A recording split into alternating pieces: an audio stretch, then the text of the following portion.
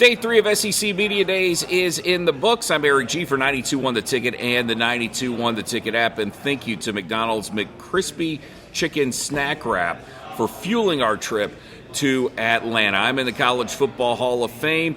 Today, up on deck was Alabama, Mississippi State, Florida, and Oklahoma. Not any real huge takeaways, but if you give me a few minutes, give me about 3 minutes, I'm going to tell you why Missouri is the most desperate fan base in the entire country. Just give me 3 minutes.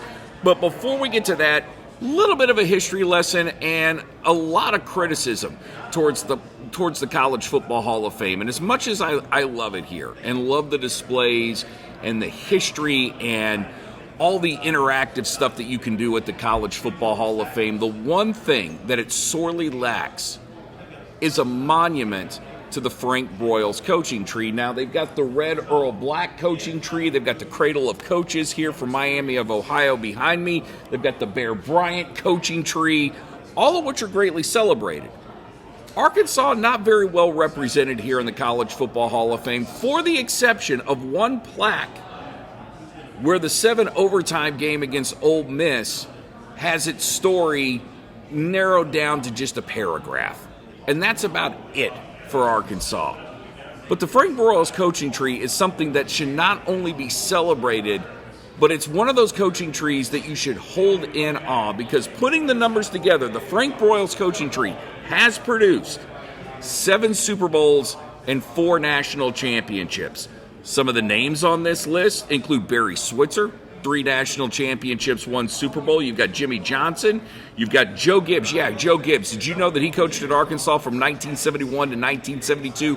Running backs coach. You've got Hayden Fry on this list. Hayden Fry, who is the godfather of Iowa football, who's made Iowa football, the modern-day Iowa football, into the program it is today. And you know what? Since Hayden Fry's on this list, I'm going to go ahead and give Frank Broyles credit for Bill Snyder, who turned Kansas State from the worst program in the history of college football to one of the most respected, consistent programs in college football. You've also got Pat Jones on this list. And yes, Pat is my former co-host, and I will always have a fondness for Pat. But beyond that, Pat is the winningest coach in Oklahoma State football history, or at least was until Mike Gundy came along. He's the first coach that ever won 10 games at Oklahoma State. You've got Johnny Majors on here, who won a national championship with Pitt, then went on to be one of the most significant figures in Tennessee football as a coach.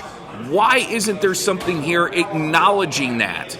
And I dare you put any of these other coaching trees, be it Bryant, be it the Cradle of Coaches, be it Red Earl Black's coaching tree, and compare it to Frank Broyles, and you'll find that not only does the Broyles tree stack up, but in a lot of ways, it supersedes many of these coaching trees. It's time that Arkansas got its due. It's time that Frank Broyles got his due. And it's nice that you've got a picture of him here in the Hall of Fame. And you're letting everyone know that he was a guy that mattered to college football, but you're not doing enough to honor this man, who not only won a national championship, but produced several coaches that went on to win national championships, as well as win Super Bowls. Yeah, again, 7 Super Bowls, 4 national champions. Well, what's it say? 7 Super Bowls? I didn't give it enough credit. 5 national championships. 3 with Switzer, 1 with Johnson, 1 with Majors. That's 5. So bad on my math, but 5 national championships, 7 Super Bowls. Just a tremendous coaching tree that man produced. And if you talk to Pat Jones today, he will still tell you just how big an impact Frank Broyles made on his life and how lucky he was to be on Frank Broyles' staff and be a part of the Arkansas coaching staff before he got the opportunity to go to Pitt with Jackie Sherrill and Jimmy Johnson, and then eventually end up at Oklahoma State. I did tell you that I would explain why Missouri is the most desperate fan base in college football today during the John Mateer breakout session. What I will call a cub reporter for Missouri, guy couldn't have been more than 23 years old, asked John Mateer about the Oklahoma-Missouri rivalry. And looking at the Oklahoma-Missouri rivalry, I don't know that you can call it that, considering the fact that the 97 times that they've played, OU's won 67 to Missouri's 25.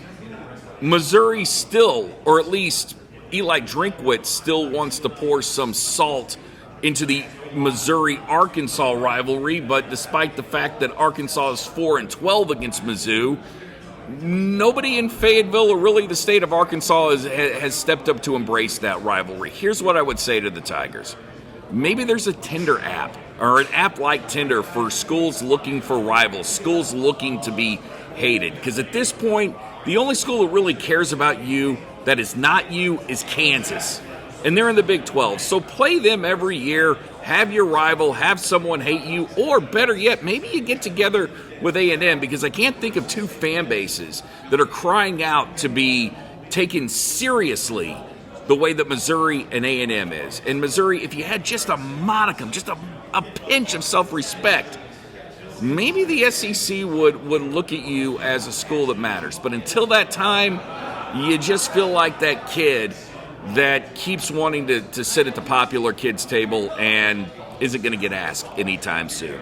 Thanks again to McDonald's McCrispy Chicken Snack Wrap.